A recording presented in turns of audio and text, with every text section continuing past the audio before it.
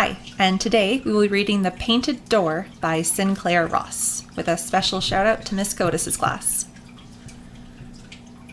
Straight across the hills, it was 5 miles from John's farm to his father's. But in winter, with the roads impassable, a team had to make a wide detour and skirt the hills, so that from 5, the distance was more than trebled to 17. "I think I'll walk," John said at breakfast to his wife. "The drifts in the hills wouldn't hold a horse, but they'll carry me all right. If I leave early, I can spend a few hours helping him with his chores, and still be back by supper time."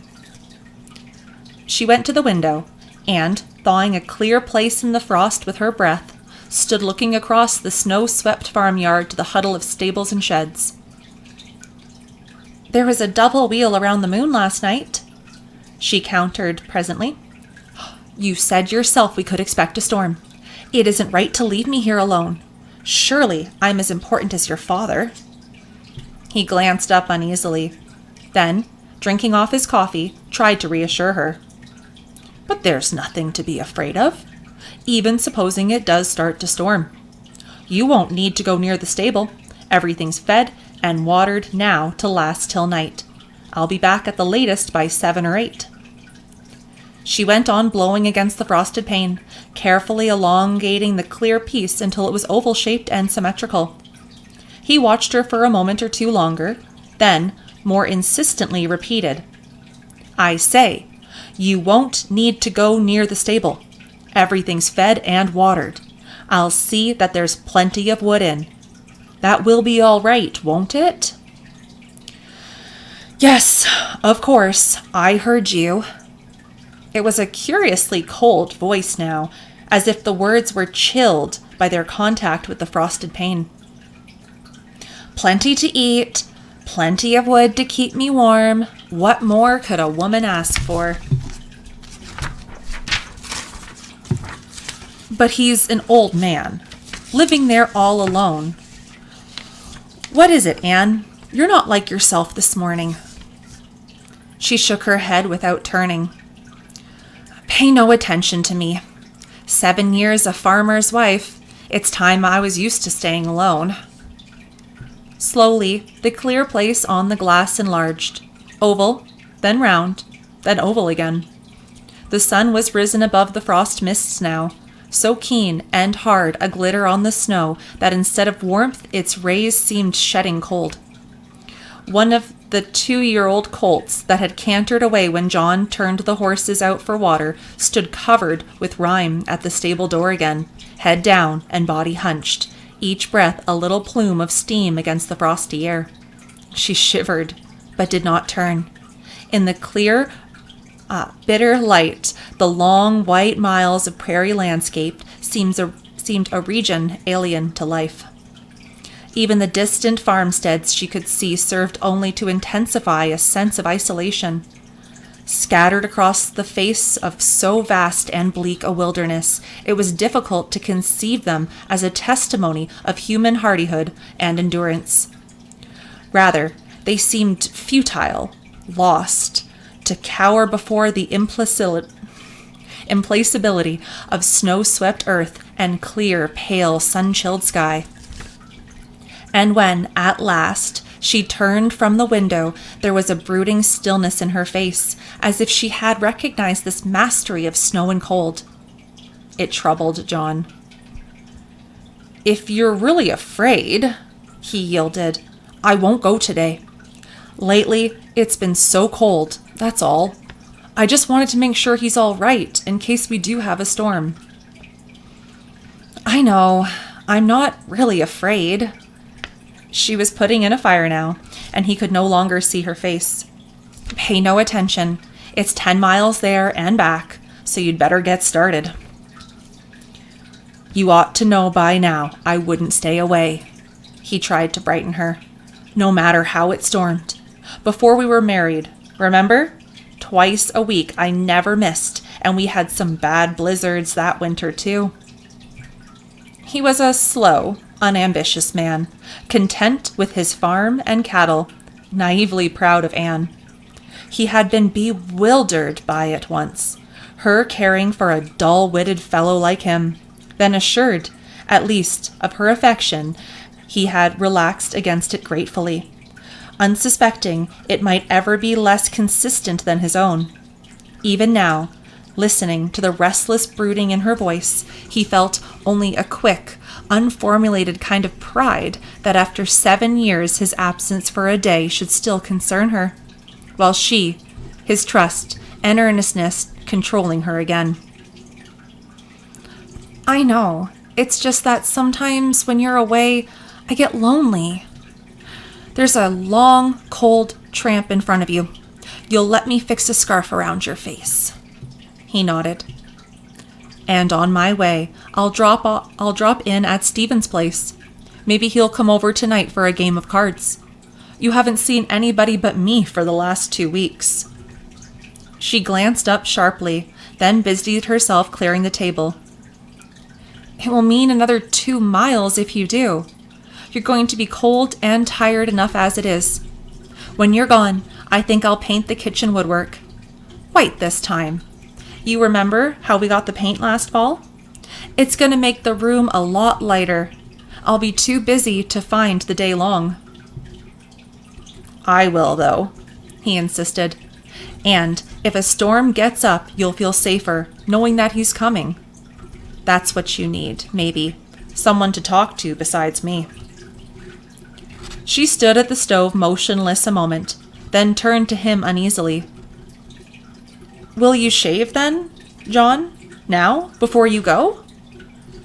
He glanced up at her questioningly, and, avoiding his eyes, she tried to explain. I mean, he may be here before you're back, and you won't have a chance then. But it's only Stephen. We're not going anywhere. He'll be shaved, though. That's what I mean. And I'd like you to spend a little time on yourself. He stood up, stroking the heavy stubble on his chin. Maybe I should. It softens up the skin too much, especially when I've got to face the wind. She nodded and began to help him dress, bringing heavy socks and a big woolen sweater from the bedroom, wrapping a scarf around his face and forehead. I'll tell Stephen to come early, he said as he went out, in time for supper. Likely there'll be chores for me to do, so if I'm not back by 6, don't wait. From the bedroom window, she watched him nearly a mile along the road. The fire had gone down when at last she turned away, and already through the house there was an encroaching chill. A blaze sprang up again when the draughts were opened.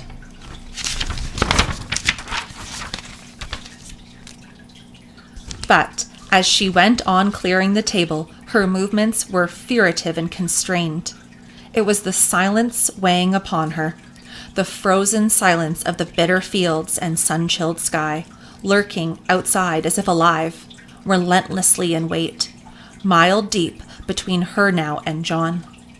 She listened to it, suddenly tense, motionless. The fire crackled and the clock ticked. Always it was there. I'm a fool, she whispered, rattling the dishes in defiance, going back to the stove to put in another fire. Warm and safe. I'm a fool. It's a good chance when he's away to paint. The day will go quickly. I won't have time to brood. Since November now, the paint had been waiting warmer weather. The frost in the walls on a day like this would crack and peel it as it dried. But she needed something to keep her hands occupied, something to stave off the gathering cold and loneliness. First of all, she said aloud, opening the paint and mixing it with a little turpentine, I must get the house warmer, fill up the stove, and open the oven door so that all the heat comes out. Wad something along the windowsills to keep out the drafts. Then I'll feel brighter. It's the cold that depresses. She moved briskly, performing each little task with careful and exaggerated absorption, binding her thoughts to it, making it a screen between herself and the surrounding snow and silence. When the stove was filled and the windows sealed, it was more difficult again. Above the quiet, steady swishing of her brush against the bedroom door, the clock began to tick.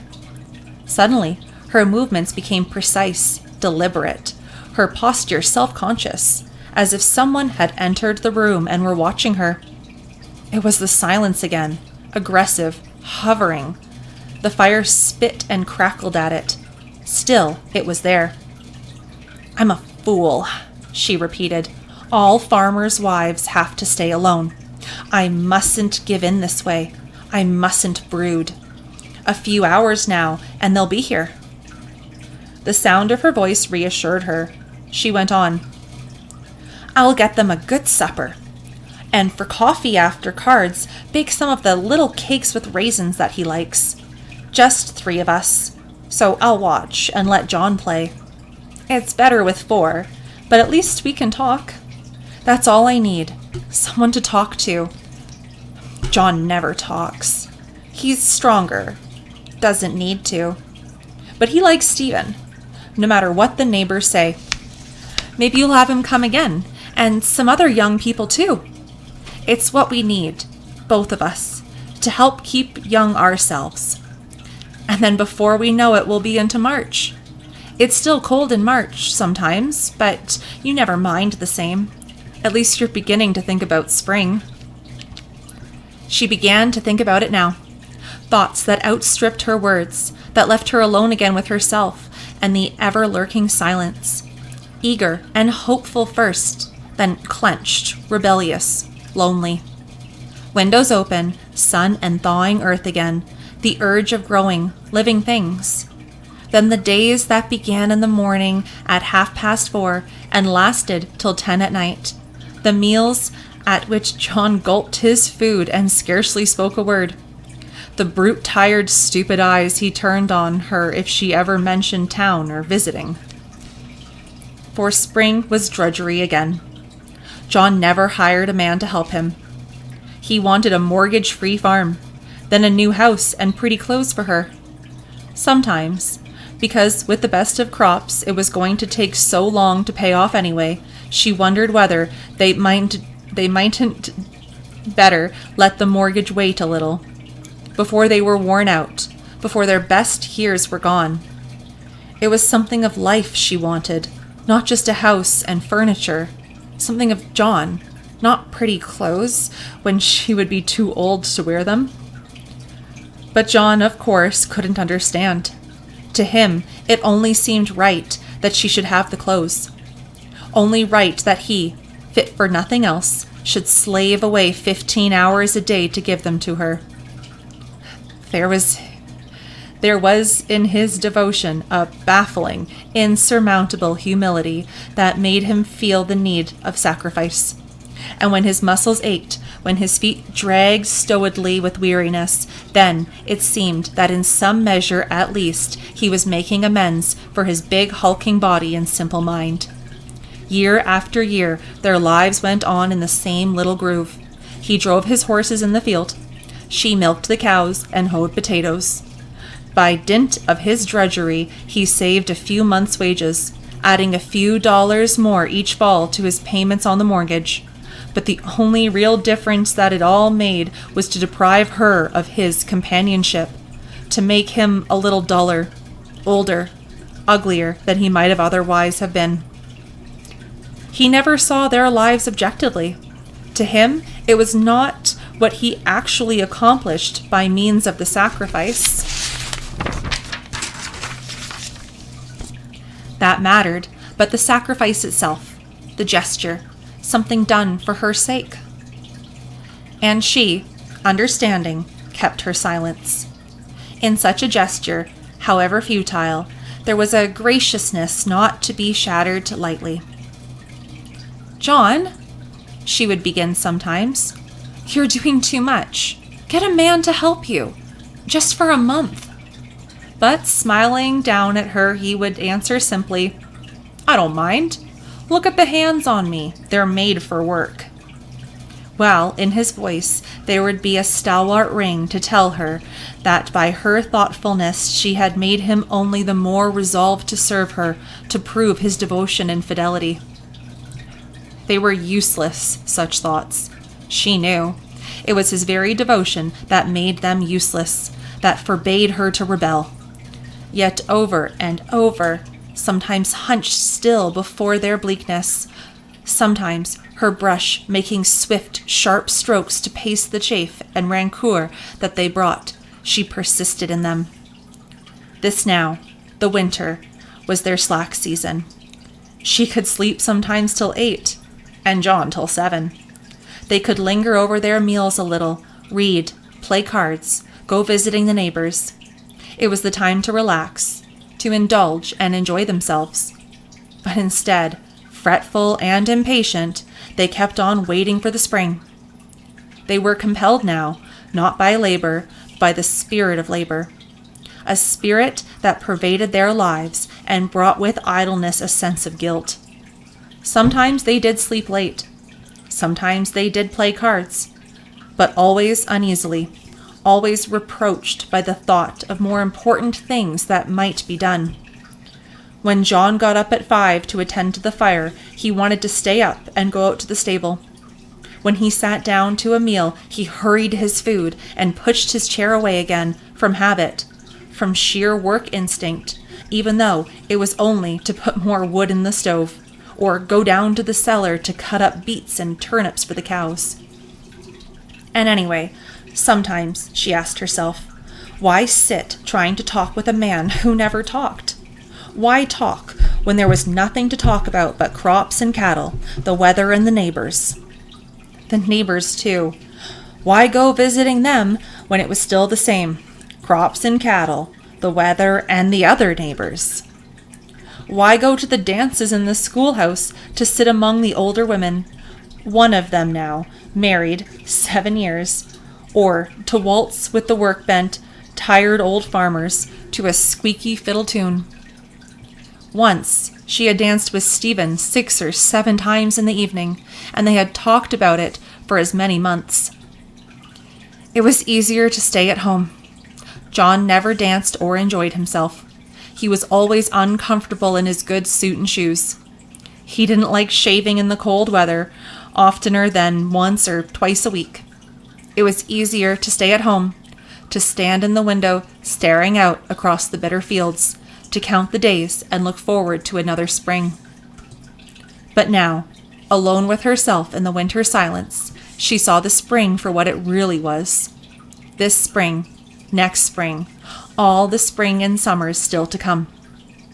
While they grew old, while their bodies warped, while their minds kept shriveling dry and empty like their lives.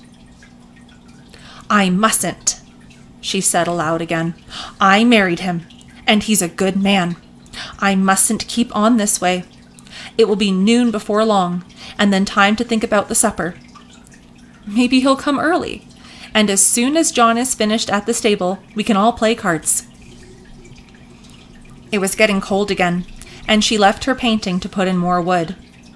But this time, the warmth spread slowly.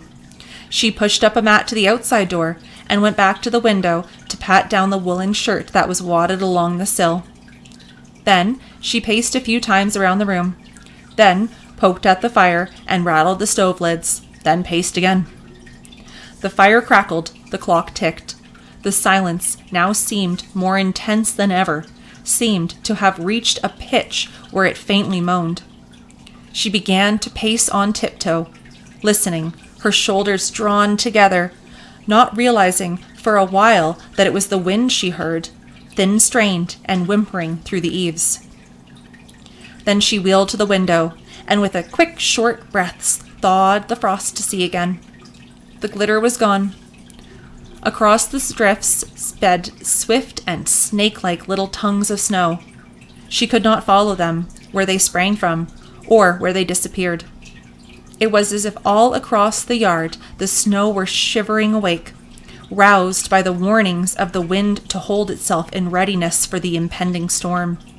The sky had become a somber, whitish gray. It, too, as if in readiness, had shifted and lay close to earth. Before her, as she watched a mane of powdery snow reared up breast-high against the darker background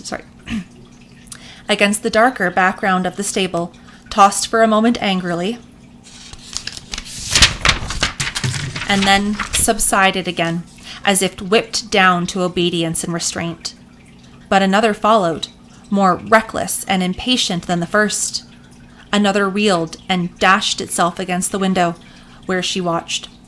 Then, ominously, for a while, there were only the angry little snakes of snow. The wind rose, creaking the troughs that were wired beneath the eaves. In the distance, sky and prairie now were merged into one another linelessly. All round her it was gathering.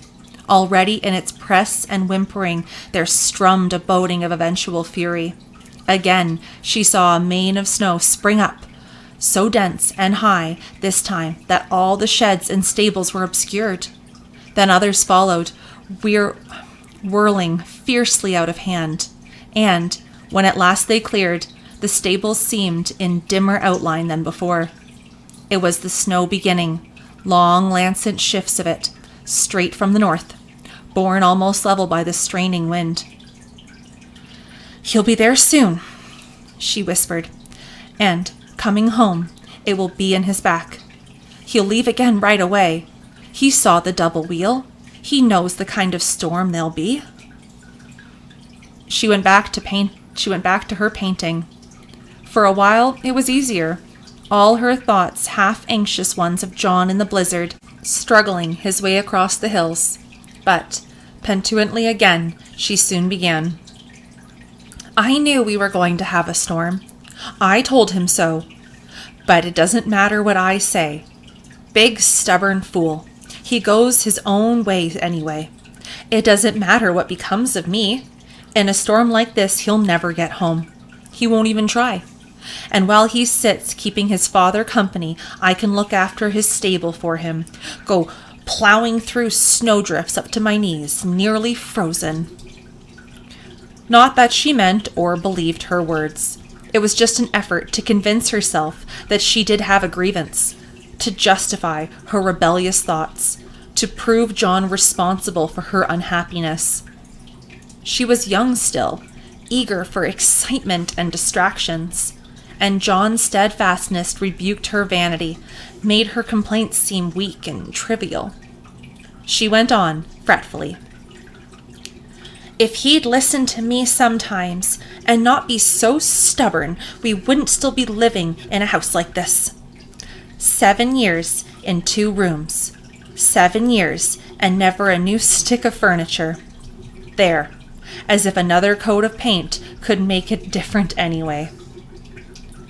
She cleaned her brush, filled up the stove again, and went back to the window. There was a void white movement that she thought must be frost formed on the window pane. Then, like a fitful shadow through the whirling snow, she recognized the stable roof. It was incredible. The sudden, manic raging of the storm struck from her face all its pettishness. Her eyes glazed with fear a little, her lips blanched. "If he starts for home now," she whispered silently. "But he won't. He knows I'm safe. He knows Stephen's coming. Across the hills, he would never dare." She turned to the stove, holding out her hands to the warmth. Around her now there seemed a constant sway and tremor, as if the air were vibrating with the shudderings of the walls. She stood quite still, listening. Sometimes the wind struck with sharp, savage blows. Sometimes it bore down in a sustained minute-long blast, silent with effort and intensity. Then, with a foiled shriek of threat, wheeled away to gather and assault again. Always, the eaves troughs creaked and sawed. She stared towards the window again. Then, detecting the morbid trend of her thoughts, prepared fresh coffee and forced herself to drink a few mouthfuls. "He would never dare," she whispered again. "He wouldn't leave the old man anyway in such a storm. Safe in here. There's nothing for me to keep worrying about. It's after 1 already. I'll do my baking now, and then it'll be time to get supper ready for Stephen." Soon, however, she began to doubt whether Stephen would come. In such a storm, even a mile was enough to make a man hesitate, especially Stephen, who was hardly one to face a blizzard for the sake of someone else's chores. He had a stable of his own to look after anyway.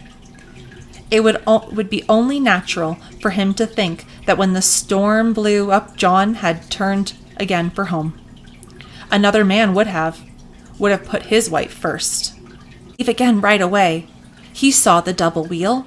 He knows the kind of storm there'll be. She went back to her painting. For a while, it was easier. All her thoughts, half anxious ones of John in the blizzard, struggling his way across the hills. But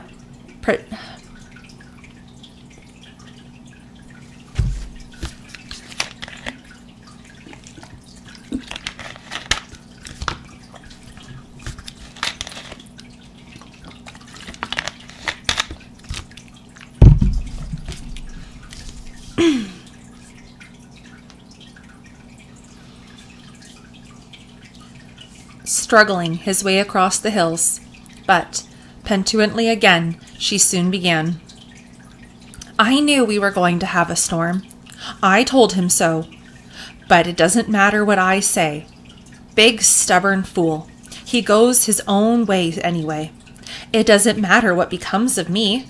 In a storm like this, he'll never get home. He won't even try. And while he sits keeping his father company, I can look after his stable for him, go plowing through snowdrifts up to my knees, nearly frozen. Not that she meant or believed her words. It was just an effort to convince herself that she did have a grievance, to justify her rebellious thoughts, to prove John responsible for her unhappiness. She was young still, eager for excitement and distractions, and John's steadfastness rebuked her vanity, made her complaints seem weak and trivial. She went on, fretfully. If he'd listen to me sometimes, and not be so stubborn, we wouldn't still be living in a house like this. 7 years in 2 rooms. 7 years, and never a new stick of furniture. There, as if another coat of paint could make it different anyway. She cleaned her brush, filled up the stove again, and went back to the window. There was a void white movement that she thought must be frost formed on the window pane. Then, like a fitful shadow through the whirling snow, she recognized the stable roof. It was incredible. The sudden, manic raging of the storm struck from her face all its pettishness. Her eyes glazed with fear a little, her lips blanched. If he starts for home now, she whispered silently. But he won't. He knows I'm safe. He knows Stephen's coming. Across the hills, he would never dare. She turned to the stove, holding out her hands to the warmth. Around her now there seemed a constant sway and tremor, as if the air were vibrating with the shudderings of the walls. She stood quite still, listening. Sometimes the wind struck with sharp, savage blows. Sometimes it bore down in a sustained minute-long blast, silent with effort and intensity. Then, with a foiled shriek of threat, wheeled away to gather and assault again. Always, the eaves troughs creaked and sawed. She stared towards the window again. Then, detecting the morbid trend of her thoughts, prepared fresh coffee and forced herself to drink a few mouthfuls. He would never dare, she whispered again. He wouldn't leave the old man anyway in such a storm. Safe in here. There's nothing for me to keep worrying about. It's after 1 already. I'll do my baking now, and then it'll be time to get supper ready for Stephen. Soon, however, she began to doubt whether Stephen would come. In such a storm, even a mile was enough to make a man hesitate, especially Stephen, who was hardly one to face a blizzard for the sake of someone else's chores. He had a stable of his own to look after anyway. It would be only natural for him to think that when the storm blew up, John had turned again for home. Another man would would have put his wife first. But she felt little dread or uneasiness at the prospect of spending the night.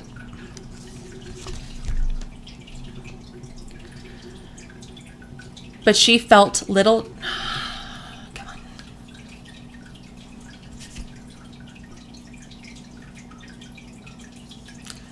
But she felt little dread or uneasiness at the prospect of spending the night alone. It was the first time she had been left like this on her own resources, and her reaction, now that she could face and appraise her situation calmly, was gradually to feel a kind of adventure and responsibility. It stimulated her.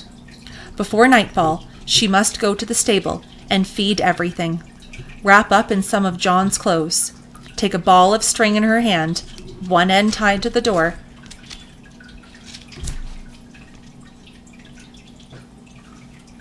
Close the door behind you and turn off the lights. Close the door behind you and turn off the lights. But she felt little dread or uneasiness at the prospect of spending the night alone. It was the first time she had been left like this on her own resources, and her reaction, now that she could face and appraise her situation calmly, was gradually to feel a kind of adventure and responsibility. It stimulated her. Before nightfall, she must go to the stable and feed everything, wrap up in some of John's clothes, take a ball of string in her hand, one end tied to the door, so that no matter how blinding the storm, she could at least find her way back to the house. She had heard of people having to do that. It appealed to her now because suddenly it made life dramatic. She had not felt the storm yet, only watched it for a minute through the window. It took nearly an hour to find enough spring, to choose the right socks and sweaters. Long before it was time to start out, she tried on John's clothes, changing and rechanging, striding around the room to make sure there would be play enough for the pitching of hay and struggling over snowdrifts. Then she took them off again, and for a while busied herself baking the little cakes with raisins that he liked. Night came early. Just for a moment, on the doorstep, she shrank back, uncertain.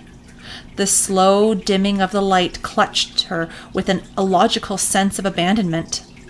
It was like the covert withdrawal of an ally, leaving the alien miles unleashed and unrestrained, watching the hurricane of writhing snow rage past the little house she forced herself.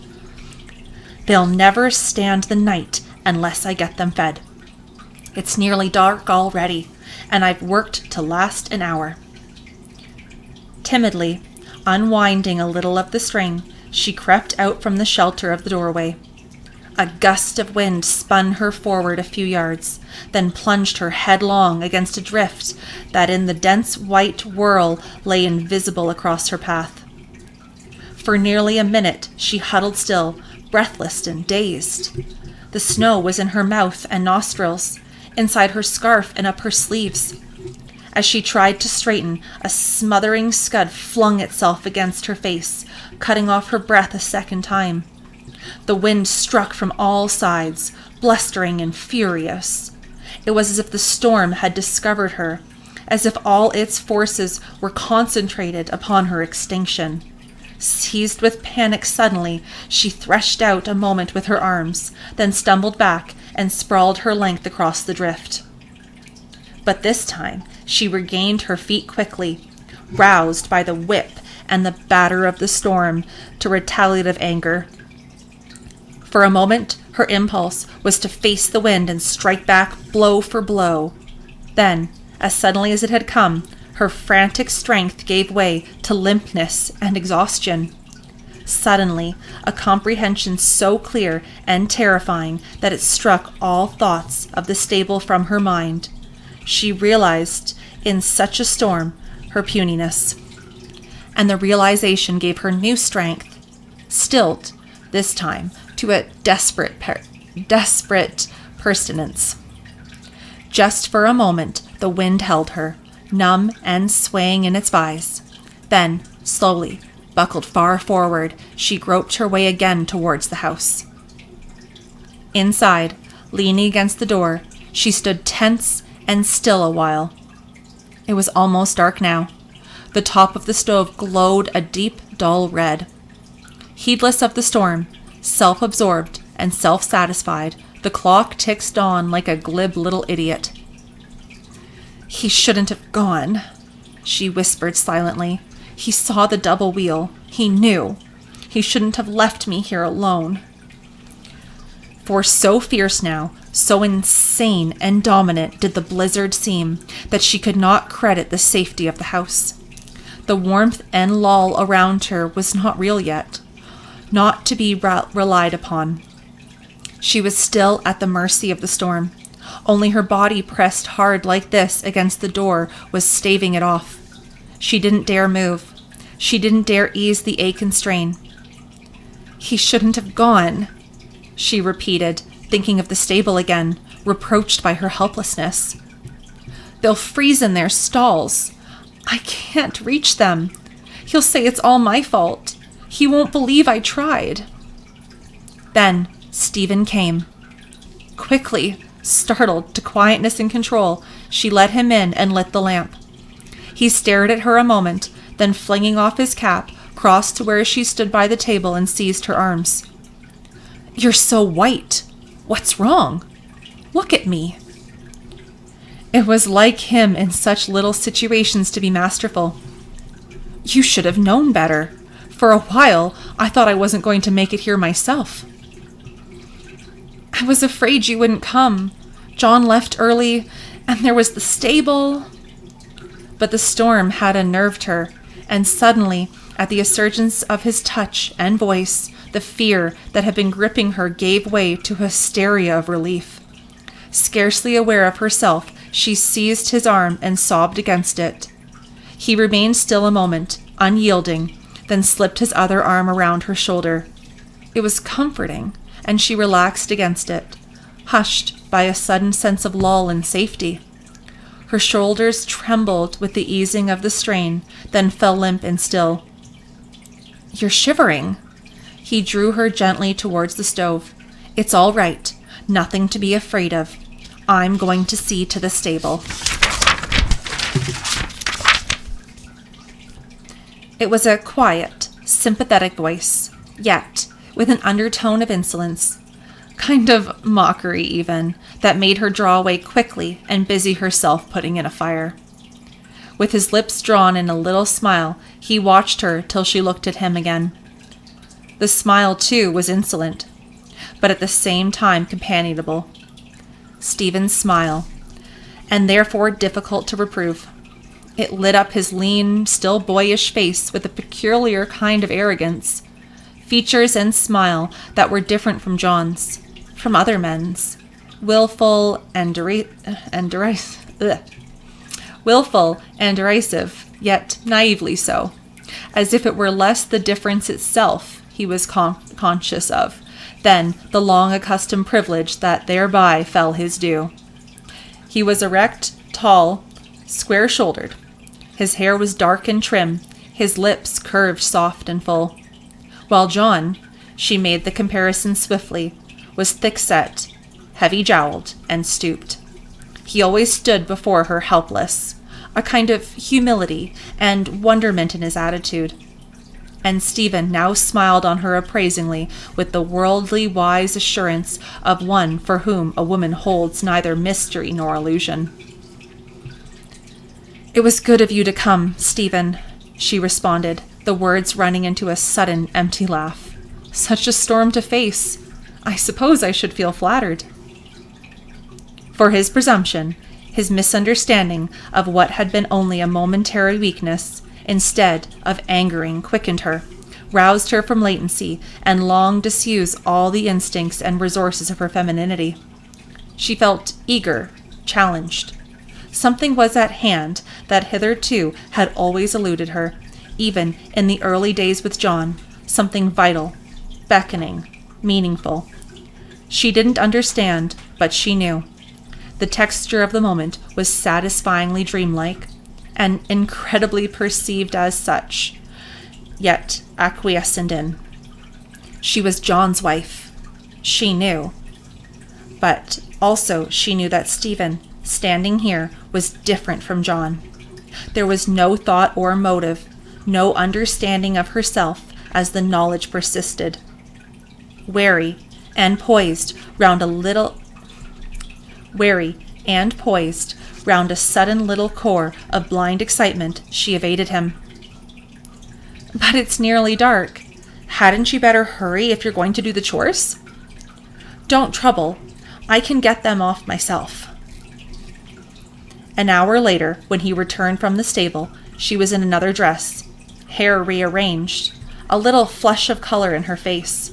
Pouring warm water for him from the kettle into the basin, she said evenly, "By the time you've washed, supper will be ready. John said we weren't to wait for him." He looked at her a moment. "You don't mean you're expecting John tonight? The way it's blowing?" "Of course."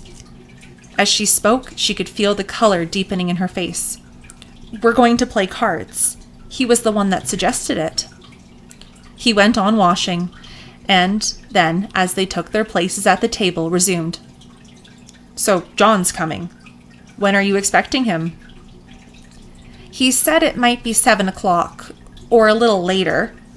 Conversation with Stephen at other times had always been brisk and natural, but now, all at once, she found it strained. "He may have work to do for his father. That's what he said when he left. Why do you ask, Stephen?" "I was just wondering. It's a rough night." "You don't know John. It would take more than a storm to stop him." She glanced up again, and he was smiling at her. The same insolence, the same little twist of mockery and appraisal. It made her flinch and ask herself why she was pretending to expect John. Why there should be this instinct of defense to force her. This time, instead of poise and excitement, it brought a reminder that she had changed her dress and rearranged her hair. It crushed in a sudden silence, through which she heard the whistling wind again and the creaking saw of the eaves. Neither spoke now. There was something strange, almost frightening, about this Stephen and his quiet, unrelenting smile. But strangest of all was the familiarity. The Stephen she had never seen or encountered, and yet had always known, always expected, always waited for. It was less Stephen himself than she felt, than his inevitability. Just as she had felt the snow, the silence, and the storm. She kept her eyes lowered, on the window past his shoulder, on the stove, but his smile now seemed to exist apart from him, to merge and hover with the silence. She clinked a cup, listened to the whistle of the storm. Always it was there. He began to speak, but her mind missed the meaning of his words. Swiftly, she was making comparisons again. His face so different to John's, so handsome and young and clean-shaven. Swiftly, helplessly, feeling the imperceptible and relentless ascendancy that thereby he was gaining over her, sensing sudden menace in this new, more vital life, even as she felt drawn towards it. The lamp between them flickered as an onslaught of the storm set shudderings through the room. She rose to build up the fire again, and he followed her. For a long time they stood close to the stove, their arms almost touching. Once, as the blizzard creaked the house, she spun around sharply, fancying it was John at the door, but quietly he intercepted her. "Not tonight. You might as well make up your mind to it. Across the hills in a storm like this, it would be suicide to try." Her lips trembled suddenly in an effort to answer, to parry the certainty in his voice, then set thin and bloodless. She was afraid now, afraid of his face so different from John's, of his smile, of her own helplessness to rebuke it, afraid of the storm, isolating her here alone with him. They tried to play cards, but she kept starting up at every creak and shiver of the walls. "It's too rough a night," he repeated, "even for John. Just relax a few minutes, stop worrying, and pay a little attention to me." But in his tone, there was a contradiction to his words, for it implied that she was not worrying, that her only concern was lest it really might be John at the door. And the implication persisted. He filled up the stove for her, shuffled the cards. One, shuffled. Still, it was there. She tried to respond to his conversation, to think of the game, but helplessly into her cards.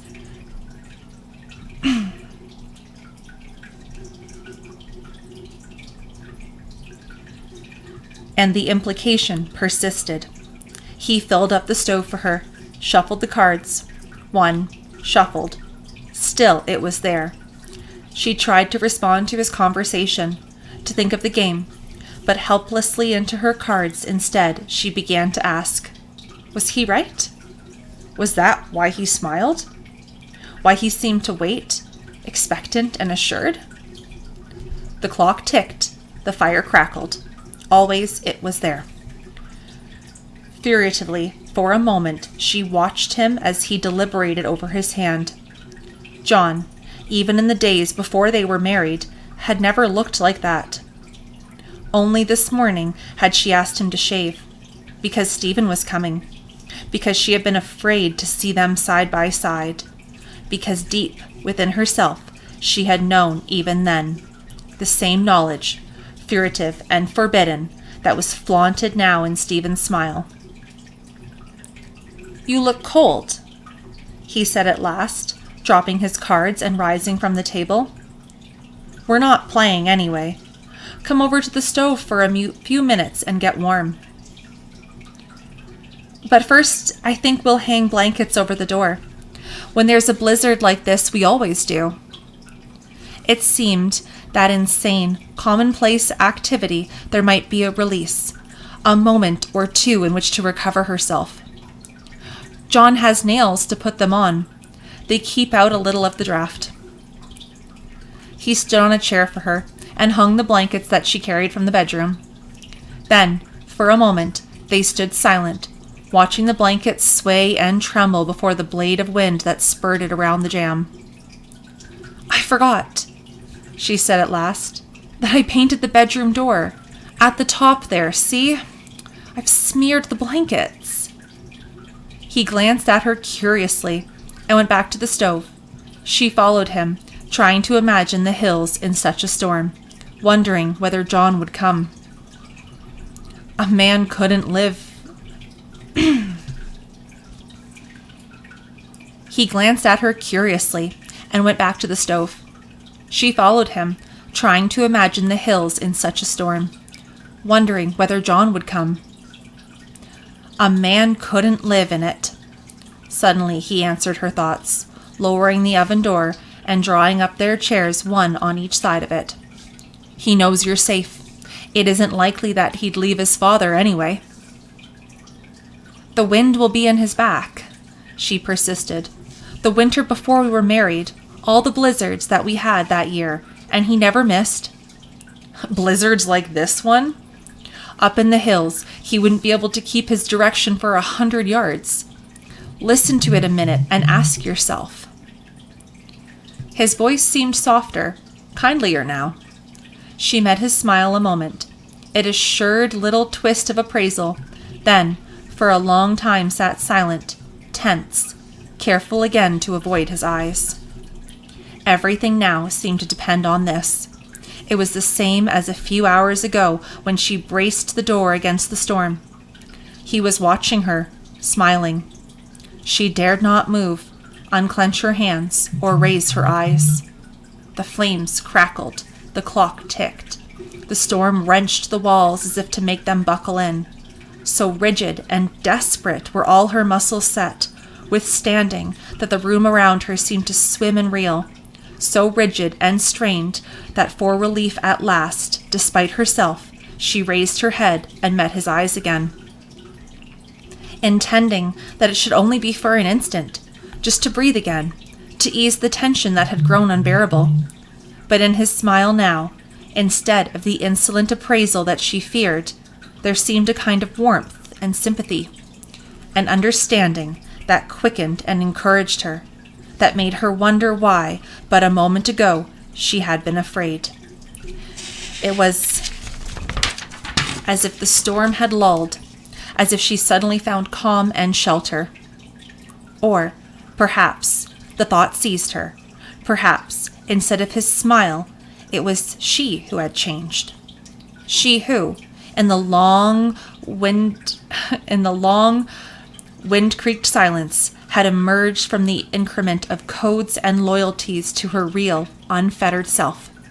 She who now felt his air of appraisal as nothing more than an understanding of the unfulfilled woman that until this moment had lain wan within her, brooding and unadmitted, reproved out of consciousness by the insistence of an outgrown routine fidelity. For there had always been Stephen. She understood now. 7 years, almost as long as John, ever since the night they first danced together. The lamp was burning dry, and the thought of dimming light, isolated in the vastness of silence and storm, they watched each other. Her face was white and struggling still. His was handsome, clean-shaven, young. Her eyes were fanatic, believing desperately, fixed upon him as if to exclude all else, as if to find justification. His were cool, bland, drooped a little with expectancy. The light kept dimming, gathering the shadows round them, hushed, conspiratorial. He was smiling still. Her hands, again, were clenched up white and hard. But he always came, she persisted. The wildest, coldest nights, even such a night as this, there was never a storm. Never a storm like this one. There was a quietness in his smile now, a kind of simplicity almost, as if to reassure her. You were out in it yourself for a few minutes. He'd have it on for 5 miles across the hills. I'd think twice myself on such a night before risking even one. Long after he was asleep, she lay listening to the storm. As a check on the draft up the chimney, they had left one of the stove lids partly off, and through the open bedroom door she could see the flickerings of flame and shadow on the kitchen wall. They leaped and sank fantastically.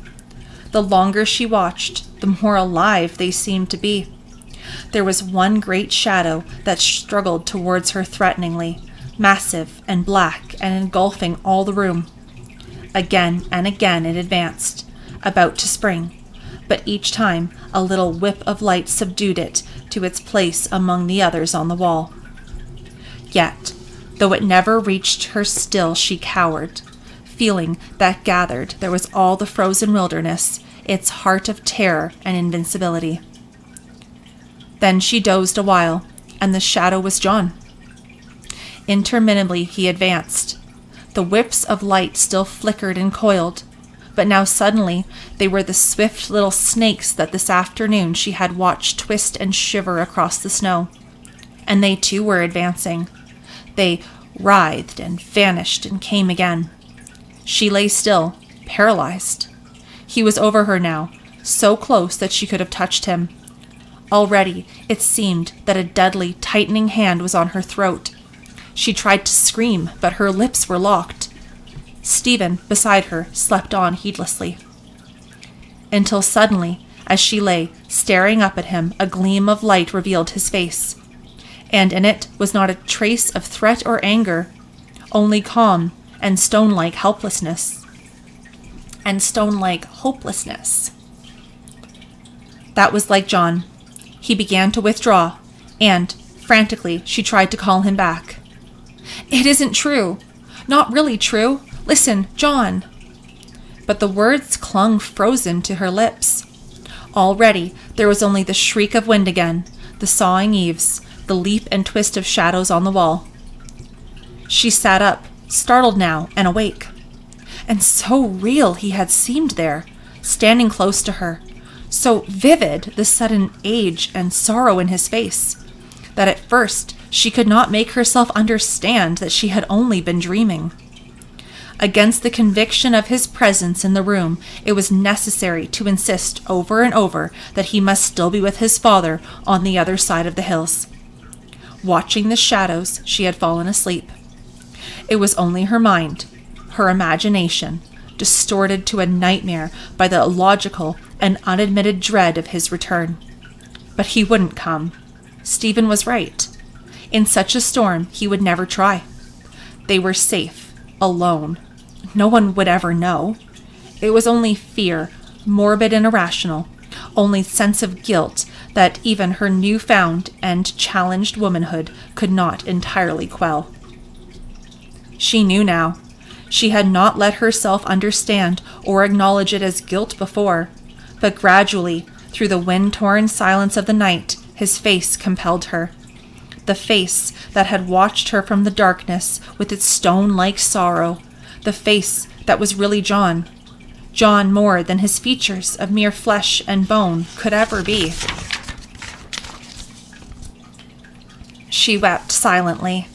The fitful gleam of light began to sink. On the ceiling and wall, at last, there was only a faint, dull, flickering glow. The little house shuddered and quailed, and a chill crept in again. Without waking Stephen, she slipped out to build up the fire. It was burned to a few spent embers now, and the wood she put on seemed to take a long time catching light.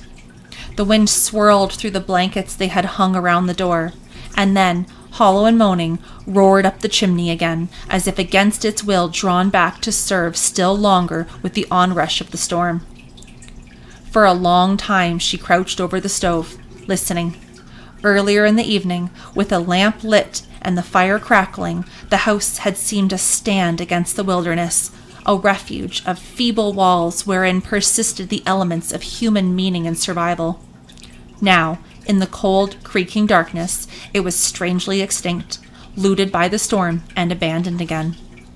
She lifted the stove lid and fanned the embers till at last a swift little tongue of flame began to lick around the wood. Then she replaced the lid, extended her hands, and, as if frozen in that attitude, stood waiting.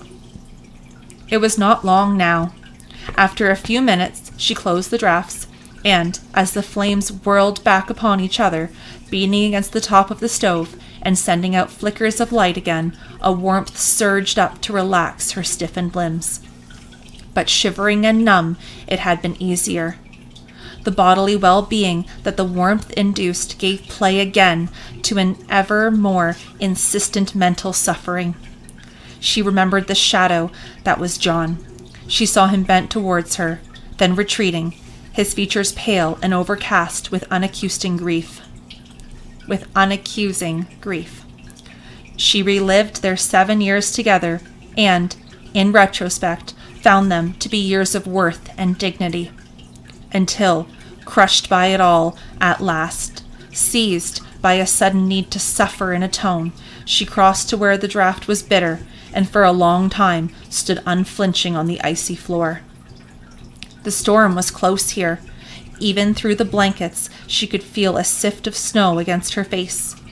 The eaves sawed, and the walls creaked, and the wind was like a wolf in howling flight. And yet, suddenly she asked herself, hadn't there been other storms? Other blizzards? And through the worst of them, hadn't he always reached her? Clutched by the thought, she stood rooted a minute. It was hard now to understand how she could have so deceived herself, how a moment of passion could have quieted within her not only conscience, but reason and discretion too. John always came. There could never be a storm to stop him. He was strong, inured to the cold. He had crossed the hills since his boyhood. He knew every creek bed and gully. It was madness to go on like this, to wait. While there was still time, she must waken Stephen and hurry him away. But in the bedroom again, standing at Stephen's side, she hesitated. In his detachment from it all, in his quiet, even breathing, there was such sanity, such realism. For him, nothing had happened. Nothing would. If she wakened him, he would only laugh and tell her to listen to the storm. Already it was long past midnight. Either John had lost his way or not set out at all. And she knew that in his devotion there was nothing foolhardy. He would never risk a storm beyond his endurance, never permit himself a sacrifice likely to endanger her lot or future. They were both safe. No one would ever know. She must control herself, be sane like Stephen. For comfort, she let her hand rest a while on Stephen's shoulder. It would be easier if he were awake now, with her, sharing in her guilt. But, gradually, as she watched his handsome face in the glimmering light, she came to understand that for him no guilt existed. Just as there had been no passion, no conflict. Nothing but the sane appraisal of their situation. Nothing but the expectant little smile, and the arrogance of features that were different from John's. She winced deeply, remembering how she had fixed her eyes on those features, how she had tried to believe that so handsome and young, so different from John's, they must in themselves be her justification. In the flickering light, they were still young, still handsome. No longer her justification, she knew now. John was the man. But wistfully still, wondering sharply at their power and tyranny, she touched them a moment with her fingertips again. She could not blame him. There had been no passion, no guilt. Therefore, there could be no responsibility. Looking down at him as he slept, half smiling still, his lips relaxed in conscienceless complacency of his achievement, she understood that thus he was revealed in his entirety. All there ever was, or ever could be. John was the man. With him lay all the future. For tonight, slowly and contritely through the day and years to come, she would try to make amends. Then she stole back to the kitchen, and without thought, impelled by overwhelming need again, she returned to the door where the draught was bitter still. Gradually, towards the morning, the storm began to spend itself. Its terror blast became a feeble, worn-out moan. The leap of light and shadow sank, and a chill crept in again. Always the eaves creaked, tortured with wordlessness prophecy. Heedless of it all, the clock ticked on in idiot content. They found him the next day, less than a mile from home. Drifting with the storm, he had run against his own pasture fence and overcome, had frozen there, erect still, both hands clasping fast to the wire. He was south of here, they said wonderingly when she told them how he had come across the hills. Straight south. You'd wonder how he could have missed the buildings. It was the wind last night, coming every way at once. He shouldn't have tried. There was a double wheel around the moon. She looked past them a moment, then, as if to herself, said simply, "If you knew him, though, John would try." It was later, when they had left her a while to be alone with him, that she knelt and touched his hand. Her eyes dimmed. It was still such a strong and patient hand. Then, transfixed, they suddenly grew wide and clear. On the palm, white even against its frozen whiteness, was a little smear of paint.